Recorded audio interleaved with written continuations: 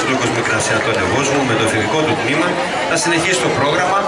Ο πρώτος χορός που μόλις παρακολουθήσατε είναι ο χορός Τίπασκα ή Τίπασκα στην διάλεκτο των Φαρασιώτικη. Τα Φάρασα είναι μια περιοχή της Καπαδοκίας.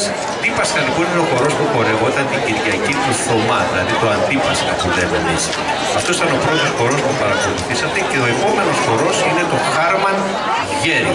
Το Χάρμαν Γέρι σημαίνει αλωνότοπος. Πάμε λοιπόν να δούμε το Χάρμαν Γέρι.